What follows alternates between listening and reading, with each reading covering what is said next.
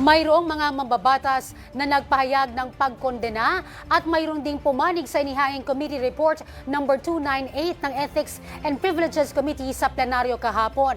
Ukol yan sa pagpataw ng expulsion from office laban kay Representative Kiko Barsaga. Si Camille Gonzalez live mula sa Batasang Pambansa. Camille? Zay, mainit ang naging talakayan ng mga mambabatas sa plenaryo kahapon matapos ihain ng committee report on expulsion from office ng Ethics and Privileges Committee laban kay Representative Kiko Barsaga.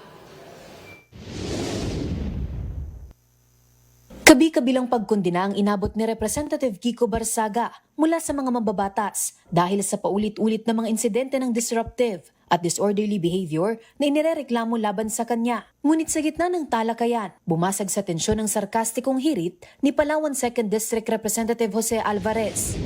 Pasensya ka na, Kiko. Ikaw ay pusang ina mo rin. Tinawag din ni Representative Alvarez si Barsaga sa terminong kalimitang ginagamit nito upang asarin o inisin ng ilan sa mga kapwa nilang kongresista. Gusto ba ninyo na manatili yung animal na yan dito? Hindi ba pusa ka? O ayun, kita mo. Dagdag pa ni Representative Alvarez, bagamat matalik niyang kaibigan ng ama ni Barsaga at minsan niya na ring napagsabihan ng nakababatang kongresista, sadyang mahirap ani ang payuhan nito. Mahirap talaga payuan ang animal. Hayop eh. Pusa. Paano payuan yung pusa?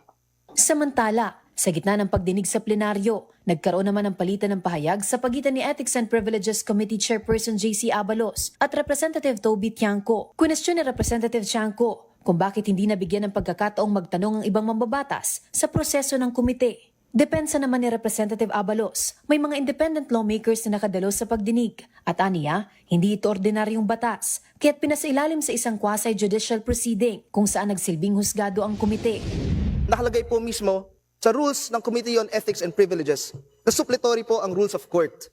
Parang husgado po, parang hukuman po ang ginampanan na role ng Committee on Ethics. Kaya po kami merong deliberation ngayon na binabasa at sinusponsoran sa floor. Pinuna rin ni Tiangco ang tila late na distribution ng kopya ng committee report sa mga miyembro. Ngunit ang tahasang sagot ni Representative Abalos, Madam Speaker, 3 oras na po ang nakalipas mula nung ipinost sa Viber group. Kaya Hindi nga, naman di po 255, ganun kahaba. di kino-confirm Hindi naman lang po mo. ganun kahaba ang committee report para basahin. ipinunto ni Representative Tiangco na dapat pag-isipan ng komite at ng mga kapwa nila kongresista kung masyado nga bang mabigat ang mga nagawang violation ni Barsaga para patawan ito ng expulsion. Binalaan din niya ang mga mambabatas sa mayorya na konsiderin ang sitwasyong kinahaharap ni Barsaga dahil aniya, hindi malabong mangyari nito sa kanila kalaunan. Pagkatapos po masuspende ng ating respondent on 2 occasions, may kolatilya po ang committee report. Nakalagay po dyan, repetition of a similar misconduct will result to a more severe penalty. Sa huli, sa botong 265 affirmative, 14 negative at 8 abstention, opisyal nang na-expel si Representative Barsaga mula sa Batasang Pambansa.